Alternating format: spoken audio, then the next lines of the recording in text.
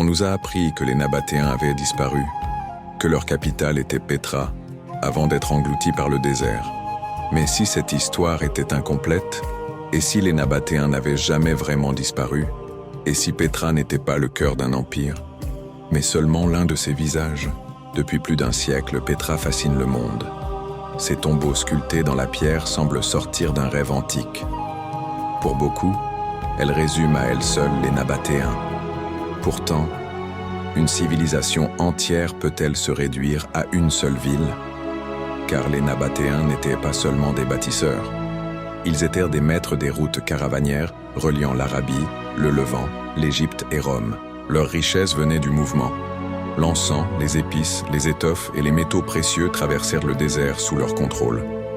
Peut-être cherchons-nous chez eux une capitale fixe, alors qu'ils appartenaient à un monde mobile. Et si Pétra n'avait été qu'un nœud caravanier spectaculaire, une ville refuge, une vitrine monumentale du désert, car d'autres villes apparaissent dans l'ombre du récit dominant. Soueïda, Damas, Bosra, Égra et surtout Palmyre. Bien avant les frontières modernes, le désert formait déjà un immense espace d'échange, reliant royaumes, oasis et caravanes. Même la reine Zénobie semble encore porter dans son nom l'écho lointain d'anciennes racines orientales.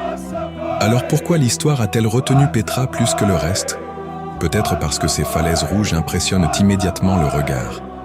Comme si le monde avait préféré retenir l'image la plus spectaculaire, plutôt que la complexité d'une civilisation profondément liée au désert arabe et au Levant.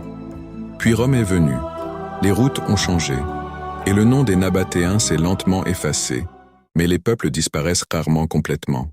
Ils changent de langue, de religion, de nom, puis continuent à vivre autrement. Peut-être que les Nabatéens se sont fondus dans les peuples arabes du Levant, d'Arabie et du Maghreb.